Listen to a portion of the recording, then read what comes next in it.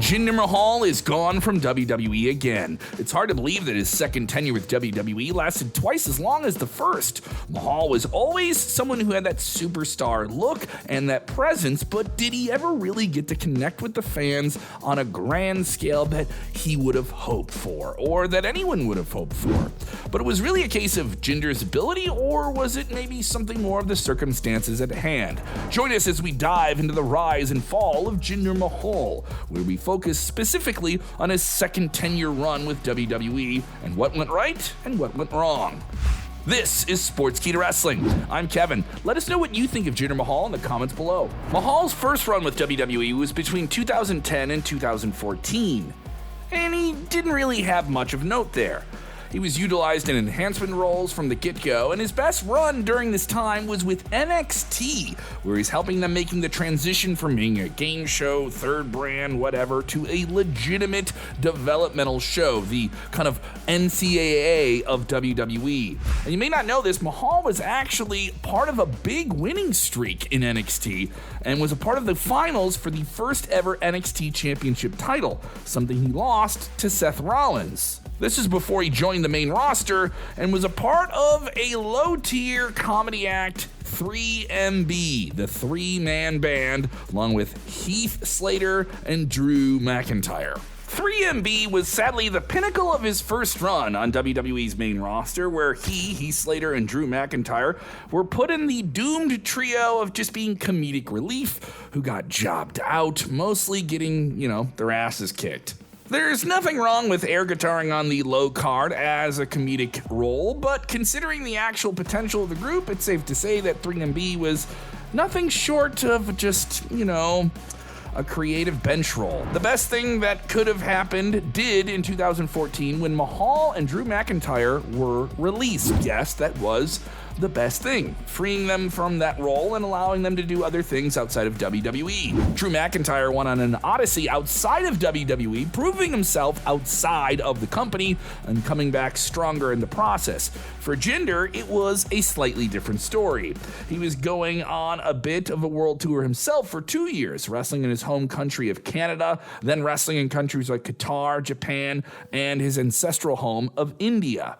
He would reveal that he hit his lowest point of his life and career during this time, turning to alcohol and not being in the best of shape. He realized he needed to change things, dropping the booze, and began eating clean and becoming even more focused on his gym work to get in the best shape possible. And by the time he got the call back from WWE, he was ready to go. While he remained in his lower card position for a few months, he continued to improve his physique, and he looked like a living Greek god, chiseled and buff. Come WrestleMania 33 season, he was ready for even more. He probably didn't even know it that behind the scenes, something huge was being planned for him. Vince McMahon and others in WWE decided that it was time to fully capitalize on their huge Indian market, and to do that, they needed an Indian star. Enter Jinder Mahal. He found himself in the right place at the right time, ready for the role. What would have been better is if WWE took a more patient approach and built Jinder Mahal over a year, or gave him more of an organic rise, with the audience being able to be paced into the push. But nope, there was a completely short-term slingshot approach, and he was pushed to the moon. At WrestleMania 33, Randy Orton defeated Bray Wyatt to become the WWE Champion, a decision that may have not been popular at the time. Fans weren't exactly thrilled with the match itself, and Randy Orton's WWE Championship reign in 2017 didn't exactly have the same bite that previous times with the title had for the Viper. But it turned out it was just a bit of a transitional run. Getting back to Jinder Mahal, we're not even sure how much WWE even thought about it beforehand when strapping the rocket to him. Mahal was not tearing it up in WWE at the time. The momentum simply wasn't there. He lost on the April 11th episode of SmackDown around this time to the guy he was a runner-up to at the Andre the Giant Memorial Battle Royal at WrestleMania. Just a week later, in a six-pack challenge, also involving Mojo, Jinder Mahal became the #1 contender for the WWE freaking fucking championship. That is the definition of slingshotting your way up the card. And I guess you can do that in a six-pack challenge match. That's kind of the idea, right? Within a literal week, he went from being a guy who was at the bottom of the card, who is now going to be in the main event of a pay-per-view. But what came next may be one of the most shocking WWE title changes that no one expected. Almost everyone in the wrestling world assumed that this was going to be an easy title defense for Randy Orton, since Backlash is a show that traditionally has a newly crowned champion coming off of the WrestleMania season, riding into the SummerSlam season. I was in attendance for this match live at the best wrestling arena in the world, the All-State Arena, which has a wooden ceiling where you can truly hear all of the audience at one time when you're in the audience. And I could hear as that many people sold out at the All-State Arena sucked air out of their lungs when the 3 count hit. Yes, he actually pinned Randy Orton with some help from his Bollywood boy buddies. Yes, it was a wild match, a match that exceeded all expectations, maybe the biggest match of his life because, yes, Jinder Mahal pinned Randy Orton to become the WWE Champion. It is easily the most shocking WWE title change that we can remember. You can't deny that Jinder Mahal didn't look the part or nail the role here. With suits and a turban, he looked like royalty. The Modern Day Maharaja nickname suited him, and now he had a WWE Championship to go with it. But some claim the matches he had defending the title weren't that great, the promos were just kind of mediocre, and the kind of heat he was getting wasn't the type of bad guy main event heat, it was go away kind of heat. This is highly debatable depending on who you talk to. And I know some of you are gonna rush to Ticky Tappy in the comments and say he sucked. Whatever. Moving along, he got the heat, he got the reactions. WWE thought they were taking the approach they did with Bret Hart in 1997, where he was hated in the United States, maybe loved back home in Canada. In reality, Bret Hart was loved pretty much everywhere outside of the United States. Jinder Mahal, he was hardly even liked by Indian fans at the moment. Considering how clear it was that Jinder Mahal wasn't maybe exactly ready for this role, why exactly did WWE think young Indian fans would gravitate towards him? We're not arguing against the representation and the importance of it, it is, but representation at the highest level has to be maybe given to people who are actually ready for it at the time. At the same time, when WWE tells you you're gonna win the WWE Championship, you seize the opportunity, right? Mahal managed to keep grasp of the WWE Championship for 6 whole months, anticipating his participation in the first live events in India in years. The live event was to happen in December of 2017, but by November, they ran into a bit of a problem. It was Survivor Series season, where WWE rehashed the brand warfare concept from previous years. In this new iteration, champions would have to face each other, including the WWE Champion facing the Universal Champion. The WWE Champion was Jinder Mahal, the Universal Champion was Brock frickin' Lesnar. Now it's rumored, and you can take it with a grain of salt, that Brock wasn't thrilled at the idea of working with Mahal at Survivor Series. And we're not sure if that's the reason why WWE's title reign with Mahal came to an end abruptly, but the timing of it worked out in such a way that the phenomenal AJ Styles was the WWE Champion heading into that Survivor Series card. Styles was coming off a crazy few weeks that included him getting to fly from South America to Minnesota due to the sudden change on the TLC pay-per-view card, while Demon Finn Balor was set to face Bray Wyatt. An illness in the locker room forced Wyatt out, leading to WWE to put AJ Styles on an 18-hour flight back to the States. After the 18-hour flight, he lost to Balor in an excellent first-time Bullet Club All-Star matchup, but AJ Styles flying across the world put him in the good graces of WWE's higher-ups, who felt it was time for the now former TNA World Champion to become a WWE champion. Mahal defended the WWE title in Manchester, England in November on SmackDown against AJ Styles, who was way over with the live crowd, but in their early exchanges, this same crowd inaccurately insulted Mahal by chanting, "You can't wrestle, guys. he can wrestle. Mahal utilized all of the unsavory tactics of a true villain, failing with the outside of the ring aid of the Singh brothers, but simply it was not enough to stop VP1, that is AJ Styles, who defeated him in this 16-minute underrated TV title clash. Comments on Cage Match ratings describe it as Mahal's best title defense despite him losing the title.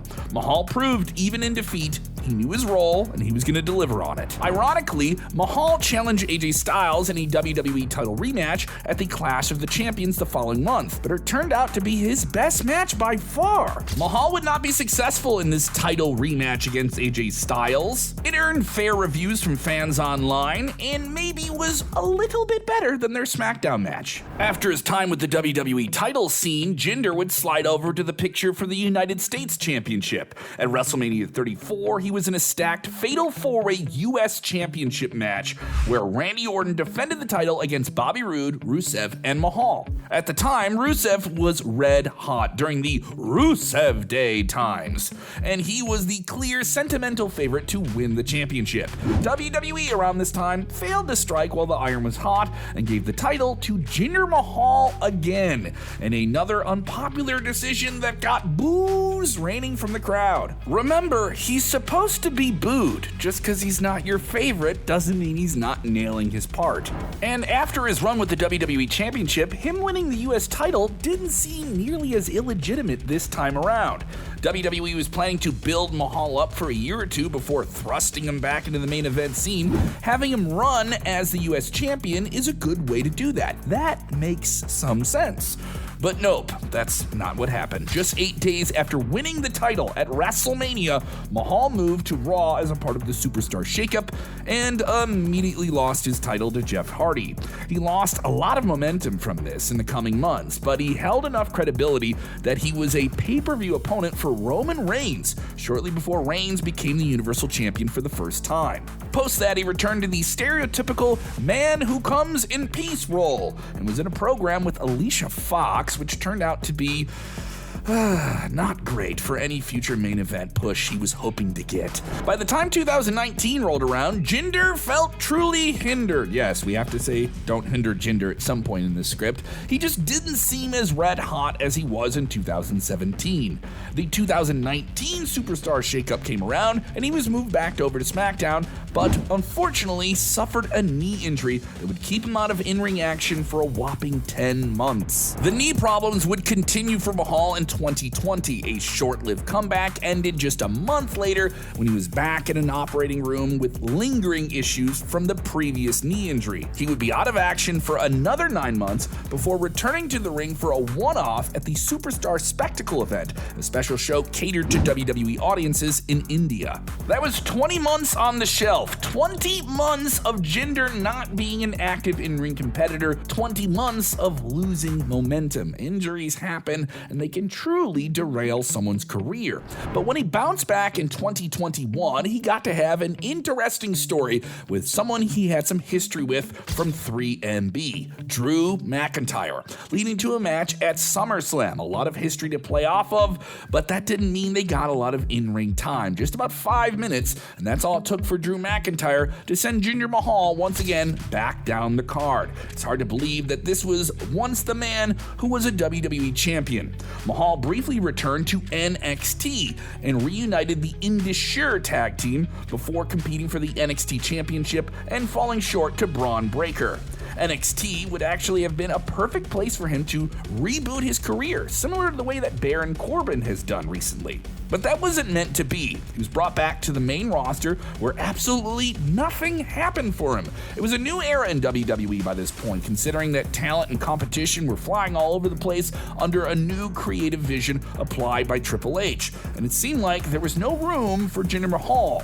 He was being lost in the very deep, talented roster of WWE. His last hurrah came in January of 2024 when he had his first confrontation with The Rock. If you get to work with The Rock in a surprise angle on TV, WWE sees something in you as a true mechanic utility performer, and Mahal has proven throughout his WWE career that he can play that role as well. Before going on to challenge Seth Rollins, unfortunately not winning the WWE World Heavyweight Championship on a big main event on Monday Night Raw. An underrated match, by the way. But outside of the ring, some interesting things were happening with Jinder Mahal's name being associated with some weird tribalistic dialogue on wrestling's social media.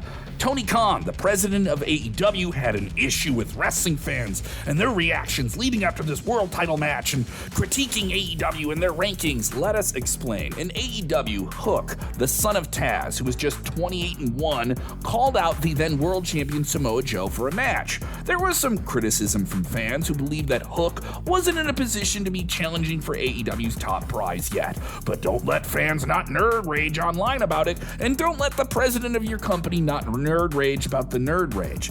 And then there was Jinder Mahal, who had lost every single match in the past year and was now receiving a WWE World Heavyweight Championship match on a main event television position on Monday Night Raw. According to Tony Khan, the fact that there was no outrage over Mahal's title shot was a double standard, as fans simply seemed to be okay with the match in WWE. It actually led to Mahal becoming a trending topic for the first time in years and gave him some much needed momentum going into the match. There was a lot of relevance for Mahal around this time, which is hilarious as he used this in his promo before losing to Rollins for the world title. It's also worth noting that Mahal, many times in this match with Rollins, nearly won the championship.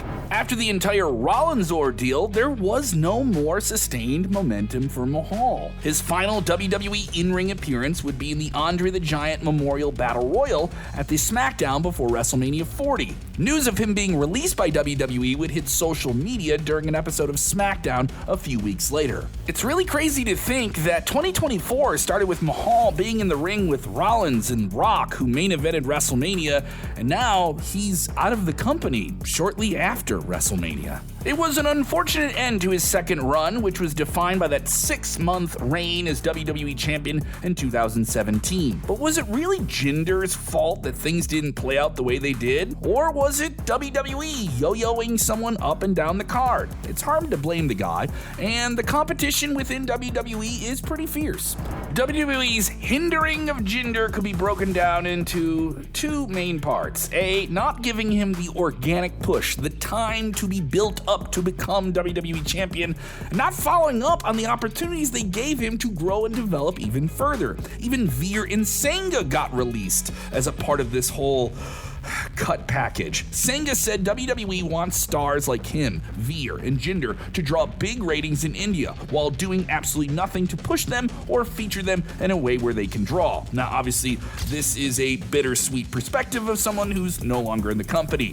Even in the case of Jinder, the approach has taken on so bad that WWE pulled back on a big push into the Indian market as they may have previously planned. It's going to be interesting to see what lies ahead for Jinder Mahal and his career outside of WWE. He still has a long career in front of him, and if he stays healthy, he can become a really big star, and he doesn't need the WWE platform to do that, but he certainly is a star because he was with WWE for so long. There's a whole world waiting for the Modern Day Maharaja outside of WWE, and any televised wrestling company, or any wrestling company for that matter, would benefit from being blessed by his presence.